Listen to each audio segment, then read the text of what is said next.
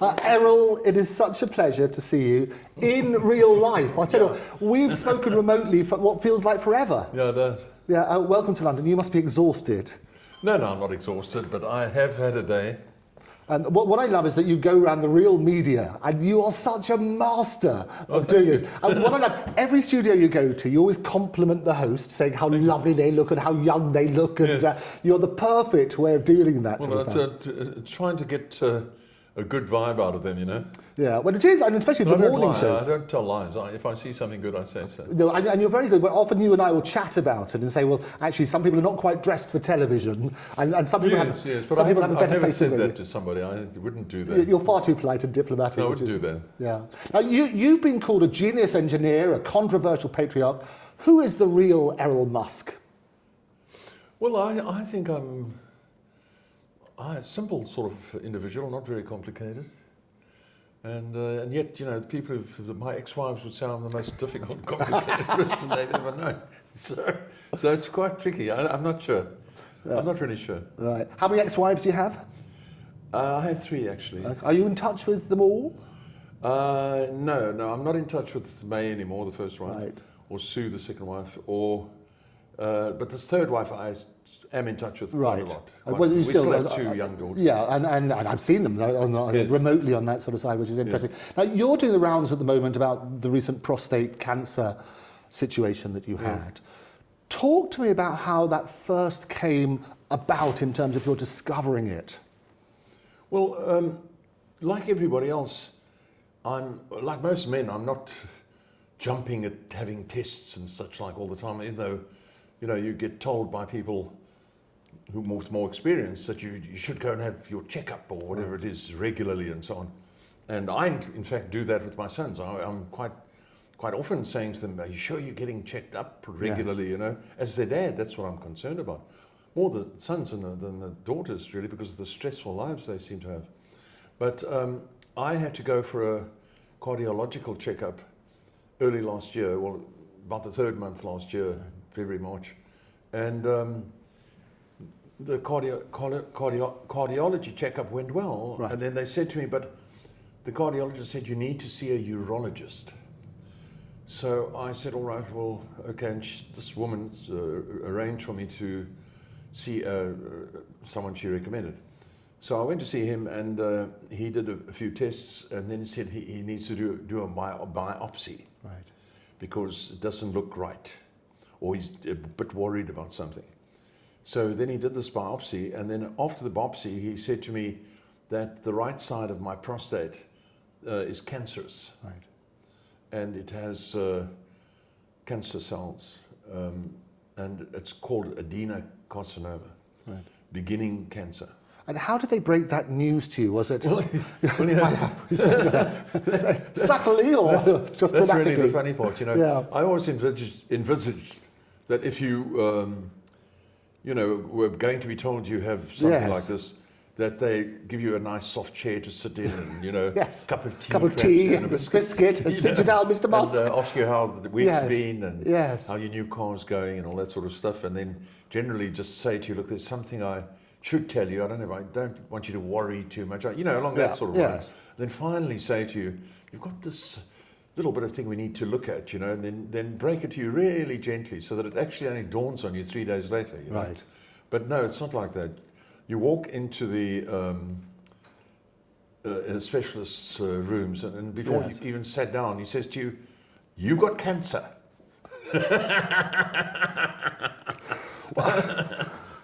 Yeah, and then you go, "What?" So the famous bedside manner. No, there's no bedside manner. So I did talk to him about that afterwards. This joke is rather nice. Yes. And he said to me, "Look, he has so much of it." Right. That it's really an everyday thing for him. So it's it's an everyday thing for him, but obviously not for you. Yes, no. But as I say, it was quite a shock. He didn't even give me a chance to sit down. You know, I was still standing. Right. I hadn't even taken a seat. Right. Good heavens. And but hearing that, it's the word that everybody fears. Yes, it's kind of weird. What was going through your mind when he broke that news in that very insensitive way, I would say? Well, in a moment you think, well, I don't feel like I've got anything. I don't feel anything. I don't feel sick or anything like that. So you think, well, maybe he's wrong or something, And as you say, it was just coincidental because you were going in for a cardiology. Yes. Okay. And so I would never have gone for this otherwise, you see. And then I asked him what the options are. What do I have to do? Thinking, first I thought, when he said we have to do an operation, I thought maybe he meant next year or something. Right. Or something, or sometime in the new year. So I said, he said to me, no, you have to have it out. We can't use radiation, right, because it will damage too many other parts of your body, and chemotherapy doesn't work, right, and so forth. And they said no, it has to come out. And so I said, well, all right. Well, again, I was thinking, one day or something. Right. And then I said, well, I'm due to go over to England to commemorate the 30th anniversary of the end of apartheid. Yes.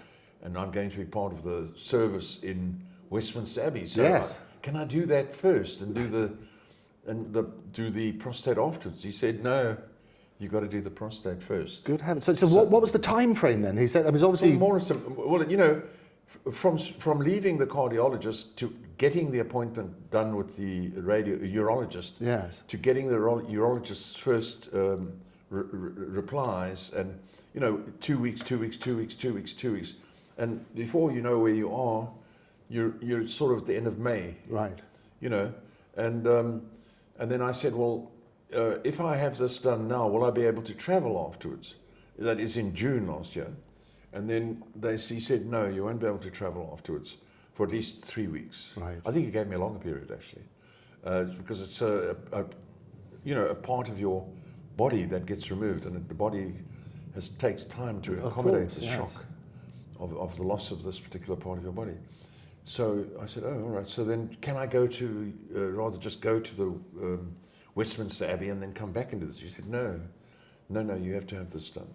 Right. So if you hadn't, and it's by chance that they came across this, as you say, you were in for something completely separate on cardiology. If you hadn't had the operation, what would have happened?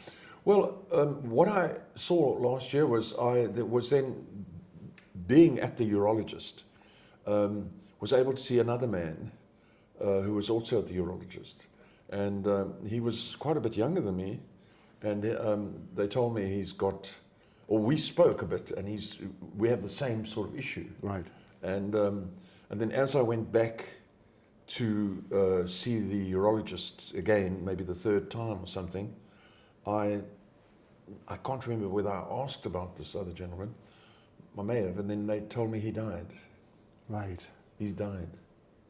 And that must be, going through and reevaluating things in your life, what was going through your mind when you had all of that news? What was going through my mind, he didn't look very ill to me that right. night. That's what puzzled me. But what was going through your mind? Well, you just take it as it comes. You actually accommodate it. It's part of, I don't know what else you can do. You just accommodate it. After the removal, you have a period of time where you have to wait, and then you go in for quite a comprehensive test where they actually put fluids through your system, right, while it's actually being x-rayed and stuff like that. Yes.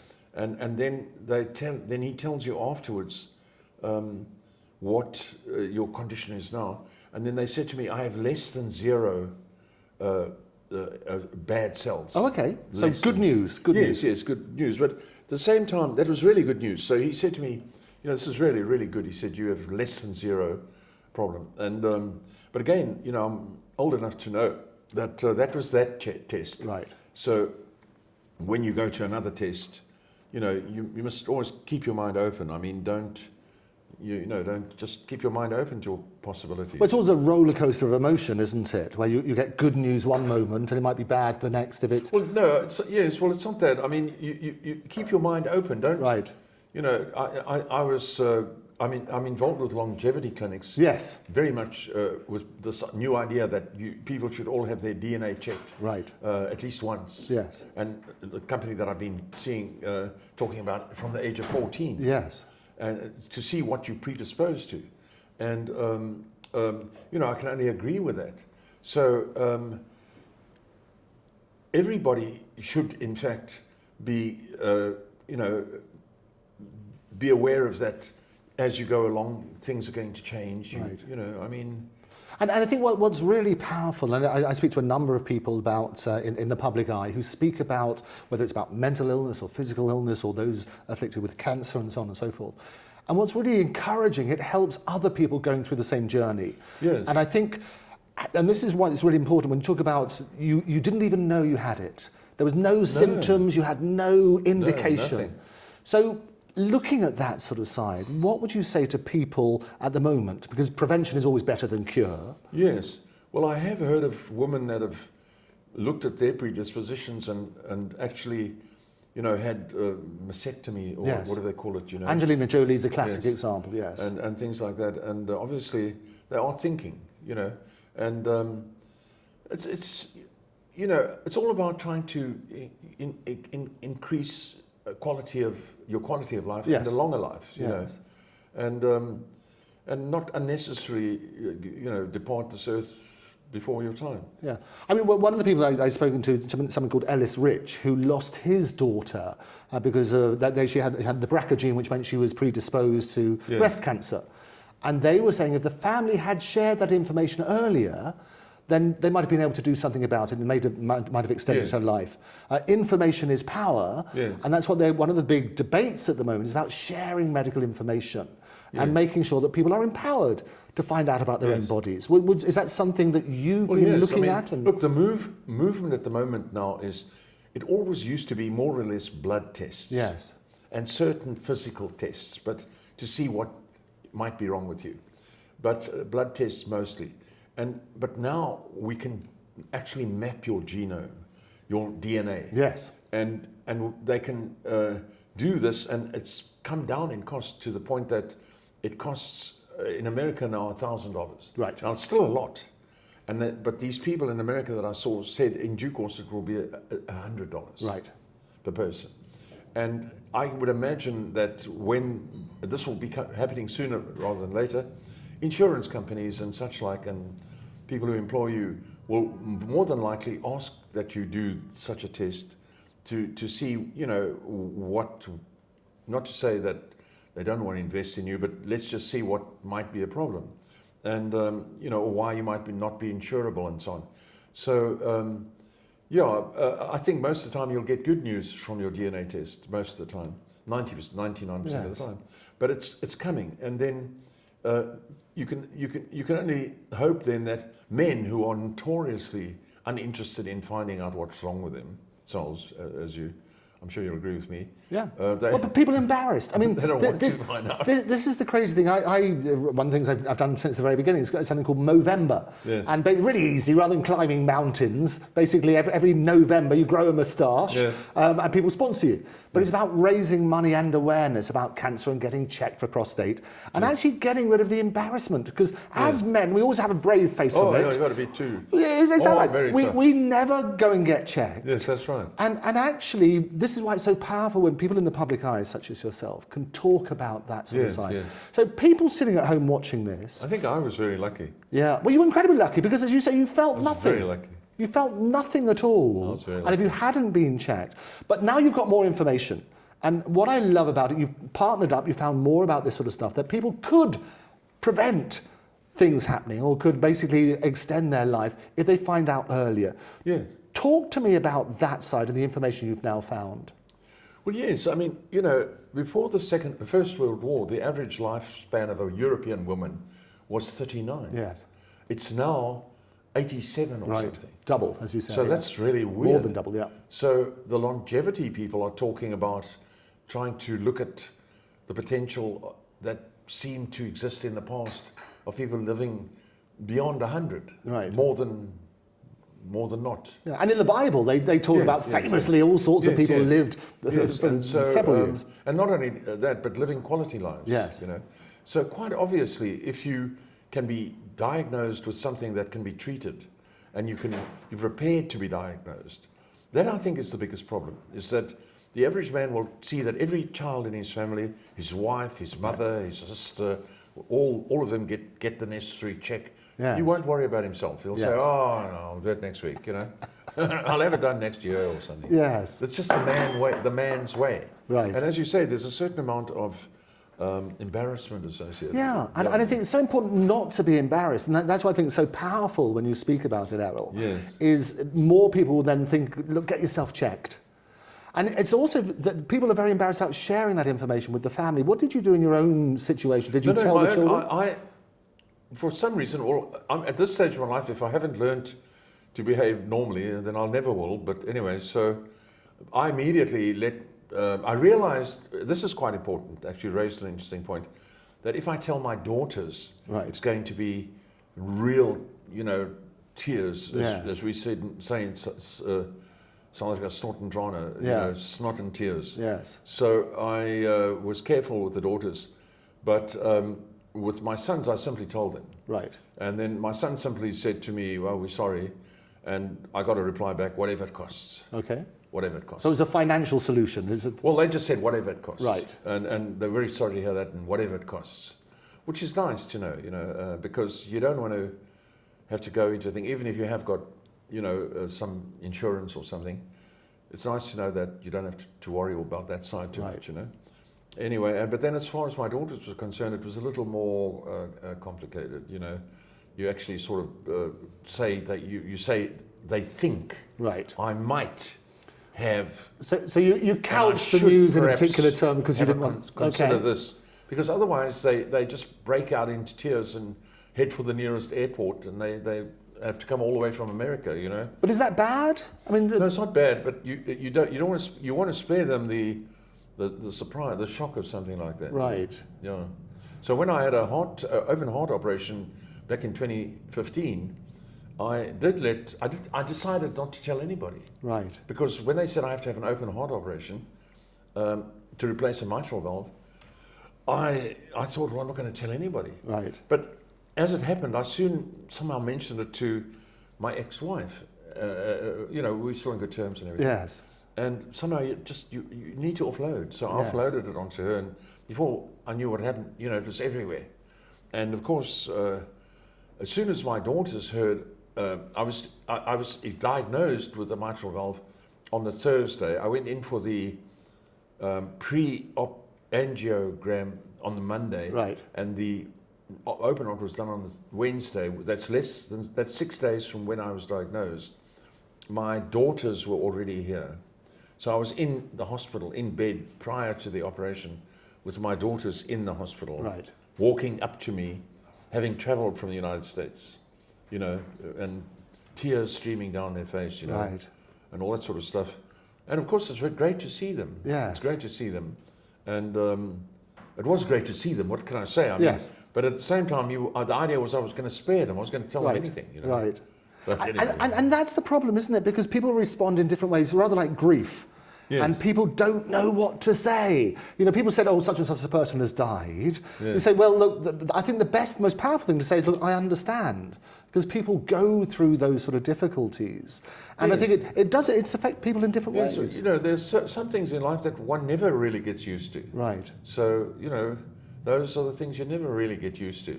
Doesn't matter how much preparation you make. Yes. There's certain things in life you just can't say, I'm prepared.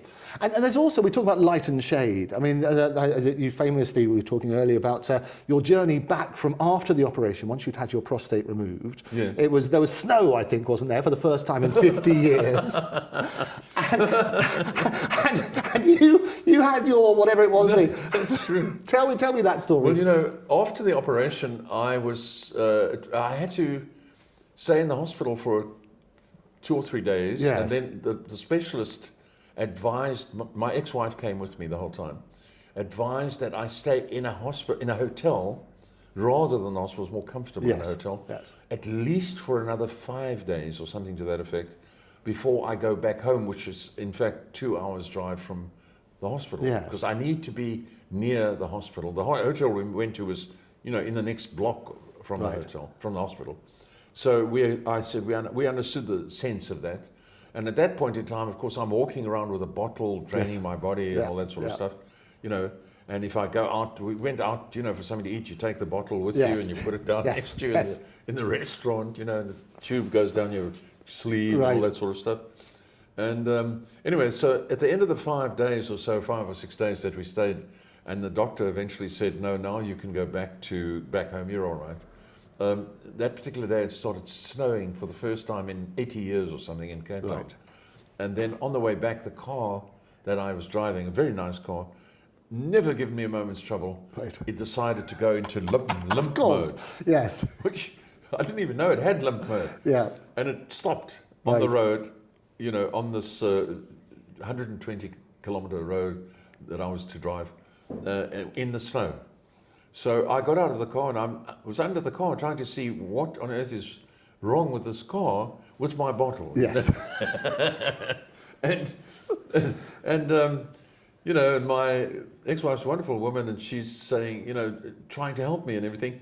And then we got a friend to come out and pick up the car on a flatbed. He drove all the way there, and then they managed to I was really not in the right physical shape to do that. Right. And they took me to a farm stall nearby, where they lay me on a couch. Oh, did they? Okay. to recover.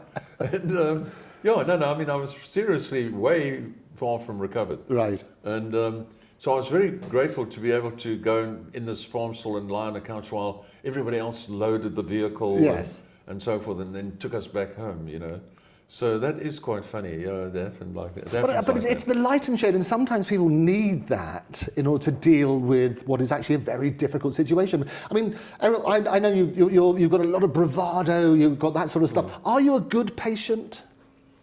Well, yes, I think I'm. Well, I wouldn't. Maybe at some stage I would perhaps have been obstreperous, but at this stage of my life, I'm inclined to try and help people, right, and be as cooperative as possible. So has it changed your outlook on life, having the diagnosis? Well, I'm very impressed with these doctors. I'm very impressed with the sort of things they do. I can't believe this removal of the prostate was robotic, removed by robots. Yes. With the specialists remote from me. If you understand. Oh, absolutely. The seismic advances in medicine. And you've got robotics and AI. He's some distance from me, yeah, working inside a robotic machine. Right. And the robot is doing everything where I'm lying. Yeah.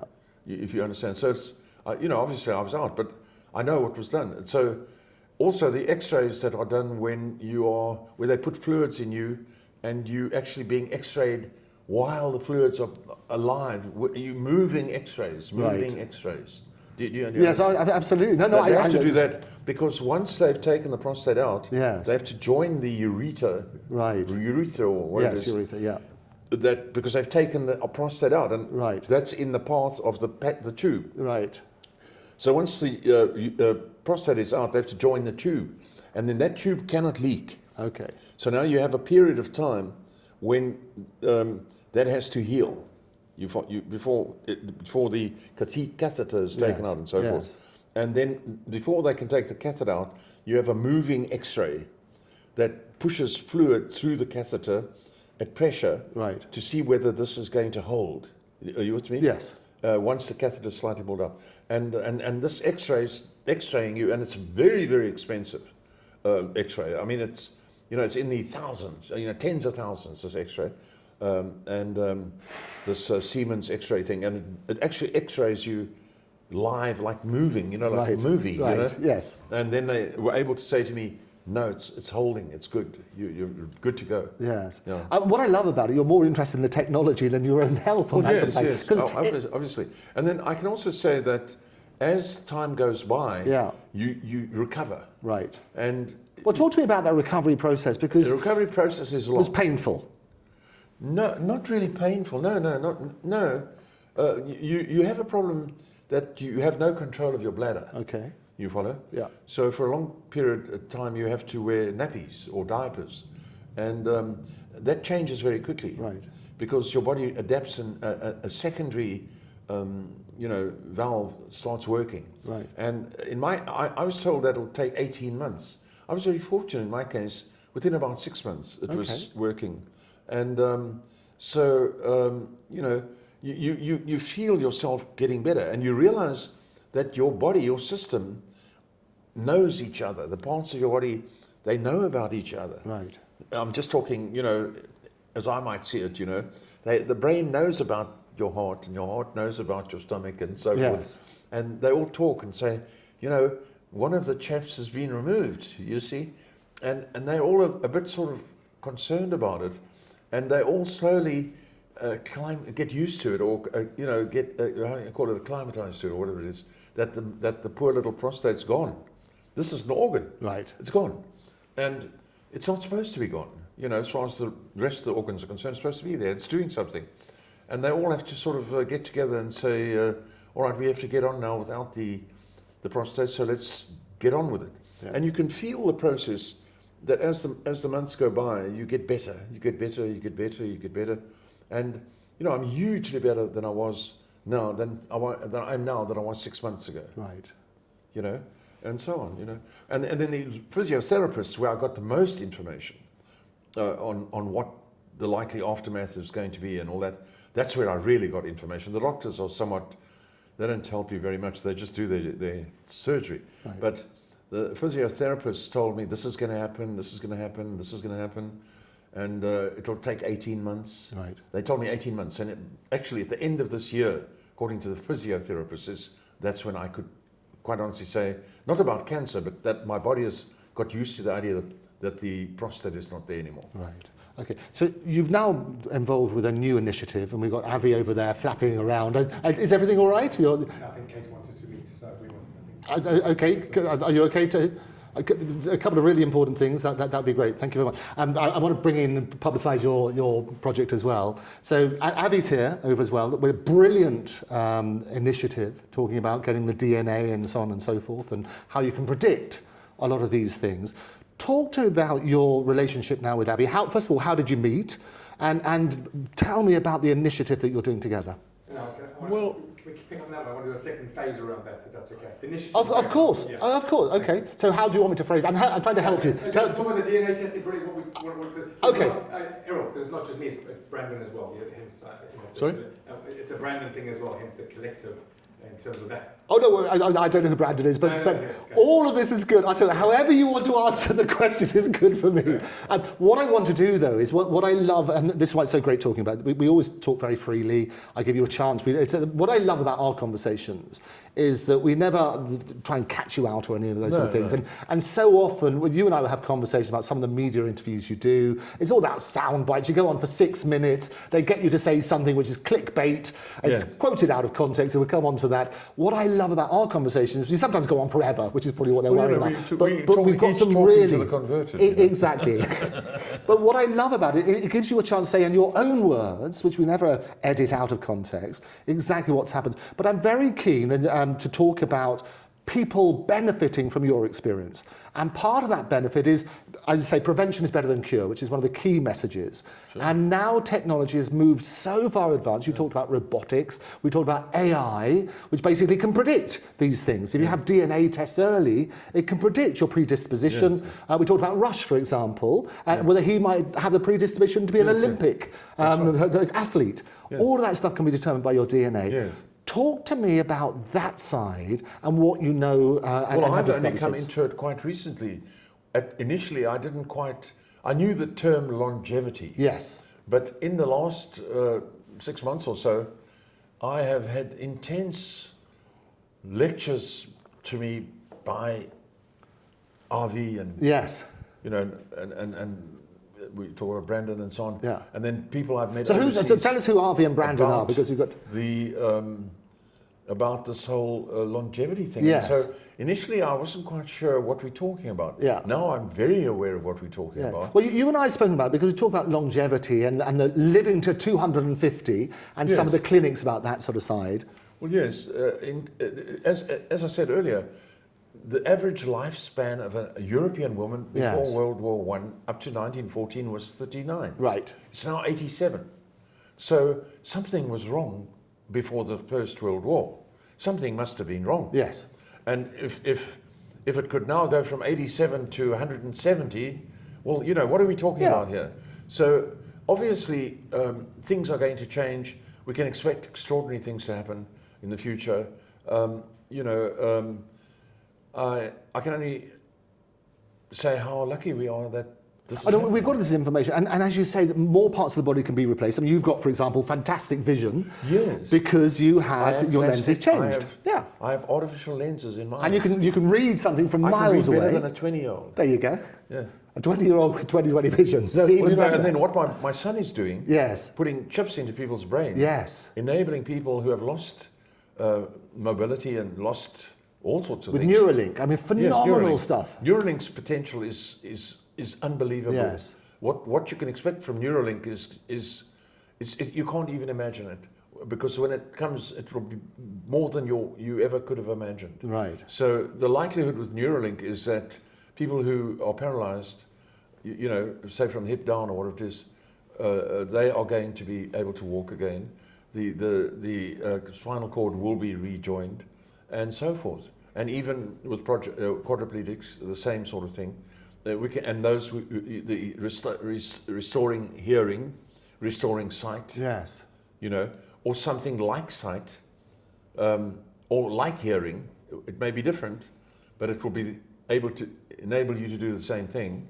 And Neuralink is doing that. Yeah. And, phenomenal. And you see the results. It's almost beyond belief. Yeah, people have been shut away in a silent world are suddenly given the power to communicate again. The seismic advances there are just phenomenal, aren't they? Well, yes, see, the potential is quite extraordinary. You know, but then again, I mean, if you look at what happens today with a hip transplant. Yes. Initially, when a hip transplant was done, you know, quite a long time, 60 years ago, they were trying to do hip transplants. When it was actually before that, you know, you got hip problems, you were done.